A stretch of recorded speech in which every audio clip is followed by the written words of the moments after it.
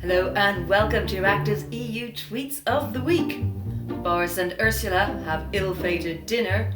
UK bizarrely claims it's the world vaccine winner. And in the single-seat row, things have rarely been grimmer.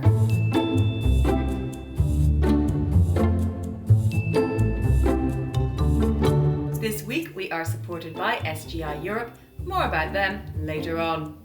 It was supposed to be the big Brexit finale, the crunch point to end all crunch points. But in the end, it was just another damp squib. I've seen this movie before, tweeted Beatrice Rios.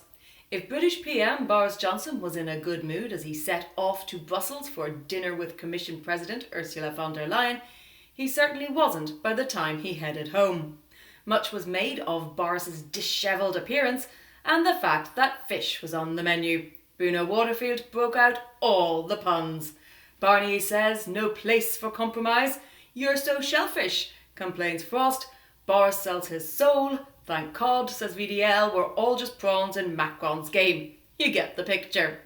Jack Parrock mused that maybe they'd be eating their words. And indeed, so it seemed, as both sides issued short to the point of terse statements. We had a lively and interesting discussion on the state of play of outstanding issues. We understand each other's positions. They remain far apart, said VDL. This is diplomatese for our positions were not even in the same zip code, said Richard N. Haas. In the EU, we don't say dinner was boring, we're not a good match. We say we gained a clear understanding of each other's positions. They remain far apart. And I think it's beautiful, added DG Meme. This week we are supported by SGI Europe, representing providers of services of general interest. This week they changed their name from SEEP to SGI Europe. To find out more about how services of general interest will be central to the post-COVID recovery, visit them online. On Tuesday, Margaret Keenan became the first person in the world to receive a COVID-19 vaccine outside of trials. But of course there was controversy, as the British government once again managed to snatch defeat from the jaws of victory.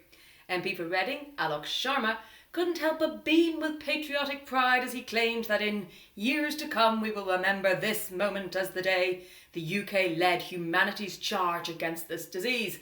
Others dubbed it V-Day. Belgian PM Alexander De Croo was cool as a cucumber as he tweeted, "Made in Europe." That won't convince the conspiracy theorists who believe a shadowy cabal of billionaires is trying to take over the world, Alex.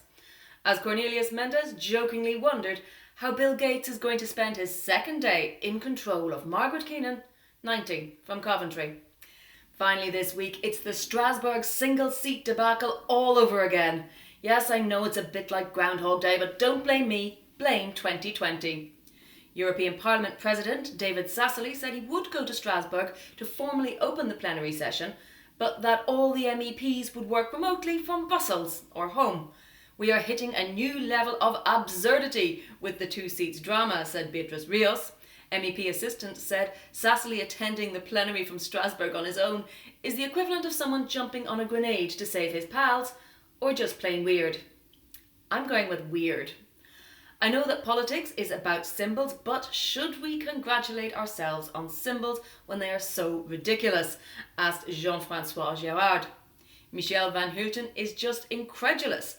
The President of the European Parliament is travelling to Strasbourg by himself to open a ghost plenary and will then travel back to Brussels for the actual work. All because France can't accept the world has moved on. Madness. That's what one would call a non-essential trip, quipped Christoph Schmid. That's it for this week. Join me again next Friday for a special wrap-up of the year as we look back on the highlights of 2020. Don't miss it.